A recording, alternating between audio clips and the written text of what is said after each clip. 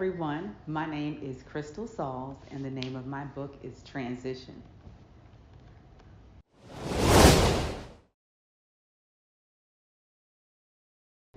It took me I would say, about 8 months to write the book, then another couple months for the editing and, all the graphics and getting it published and all that kind of stuff.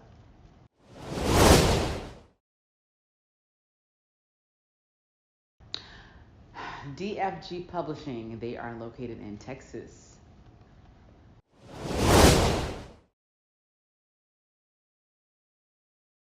I had a couple books on my heart that I was writing at the same time. And when I started writing about this one, I was crying. It was touching my heart. And I was like, I've got to start with this one. I had all this content more so than the others. So I was like, let me just keep on going with this one and put this out. Because it hurt a lot to do it. So it probably meant something. It was meant to get out. So I went with that one.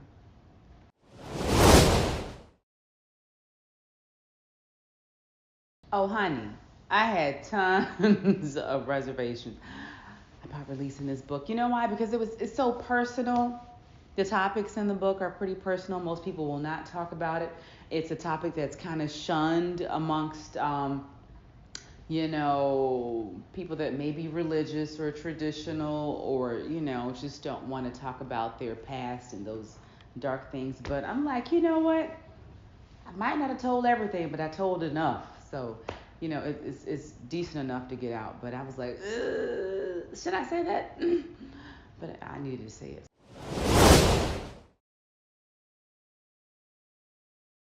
Well, there are a lot of hidden things amongst families. Old stuff. Back in the day, I heard, they didn't say this, they didn't say that. You didn't say this around a child. You didn't let the children or the grandchildren know. So it's a lot of stuff in the book that's okay to tell, but, it's like, you might not want to say these things, but it needed to be said. Are there any statistics um, pointing to the need for a book like this to be written? There are a lot of statistics out. I was reading something recently about, I can't really think of the name of it because I was kind of rushing doing it, but it was relating to kind of like child abuse and, things that happen to kids when they're small. And so the percentage was like 57, 74% of kids deal with things and they grow up and they have these issues, but there's always a root. So there are a lot of statistics out and there's a lot of help out. And I remember writing into this particular contract that it was dear to my heart because you dealt with people living in other people's houses, like group homes. They grow up with these attitudes, and they're in group homes, they're in halfway houses and stuff like that. So there are a lot of stats involving child mistreatment or something like that. I can't think of the word, but yeah, a lot of statistics on that. Why do you think it was important for you to write this book?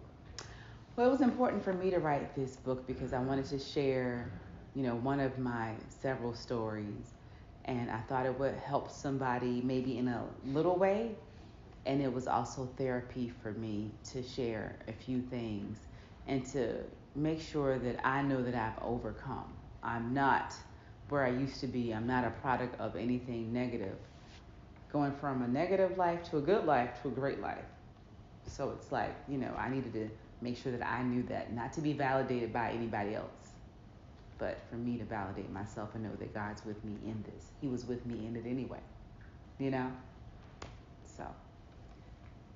If you could give a message of encouragement to anyone watching this podcast, what would it be? The message of encouragement would be similar to what I just said, but you are special, you are important, and you have to own being happy and being free, being liberated from anything negative that occurred, that happened when you were a child. It could be a parent, neglecting you, a form of child abuse from a family member or family friend.